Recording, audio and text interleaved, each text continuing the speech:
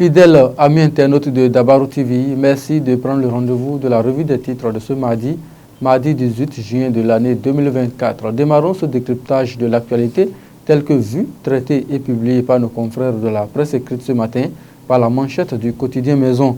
Famille monoparentale au Bénin, les causes et conséquences d'un phénomène qui prend d'ampleur dans le chapeau.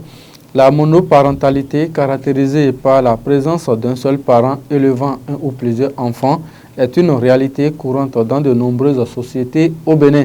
Ce phénomène, qui prend de plus en plus d'ampleur, a des répercussions non seulement sur la vie des enfants, mais aussi sur les parents. Plus de détails sur ce phénomène à la page 2 du numéro de ce mardi 18 juin de l'année 2024. L'œil du Bénin, Parakou, soutient à la communauté musulmane de Tibona.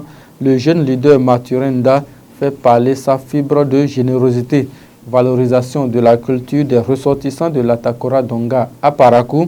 Le bureau exécutif de la Farade en fait son cheval de bataille. Du Coin Info ce matin, en raison de la vague de chaleur, le Hadj 2024 a enregistré 22 décès et 17 disparitions. Baccalauréat session de juin 2024, 7443 candidats composent dans le département du Borgo, nous informe le journal de Alfred Adjamagboussou ce matin. Le grand regard, crise entre le Bénin et le Niger, Richard Boni Ouro voit de grands dangers venir.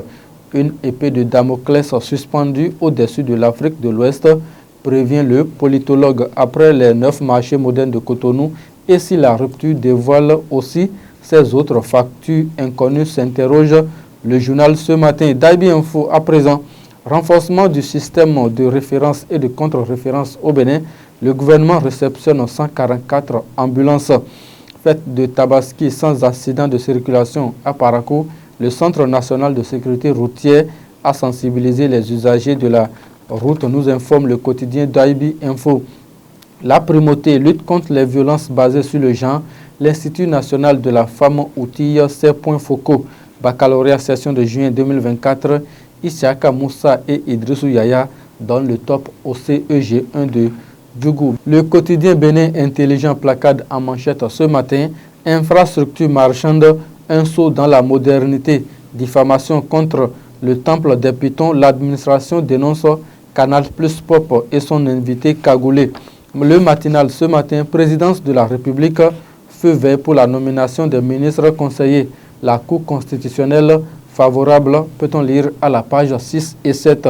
Assemblée nationale, les plénières reprennent demain. Plusieurs points inscrits à l'ordre du jour et ces points sont à retrouver à la page 10 du journal de Charles Toko. Matin libre, Université d'Abom et Calavi, les griefs d'un citoyen contre la rupture.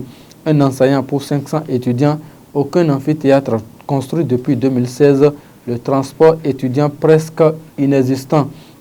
Pipeline Bénin-Niger, jugé par la criette, les 3 autres Nigériens désormais libres de leur mouvement. L'hebdomadaire First Info ce matin, Rwanda à 1 mois de la présidentielle, Paul Kagame remanie son gouvernement.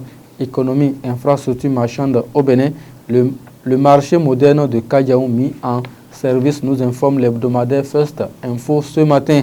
Les autres titres du quotidien Maison pour mettre un thème à la revue des titres de ce matin. Département du Borgo, 7421 candidats à l'assaut du baccalauréat, peut-on lire à la page 3. Arrêté sur le site du pipeline Semepodi, 3 Nigériens condamnés à 18 mois de prison avec sursis, peut-on lire dans les colonnes du journal. Pour détention, trafic et usage de chanvre indien, 43 individus arrêtés à Godomé, nous informe le journal de Barnabas Orokouma. Recours contre la création du collège des ministres à la présidence. Patrice Talon n'a pas violé la Constitution selon la Cour constitutionnelle. Et c'est sur cette information, mesdames et messieurs, que nous mettons un terme à la revue des titres de ce matin. Merci de nous avoir suivis. Kurt Zamba est resté à la réalisation. À demain.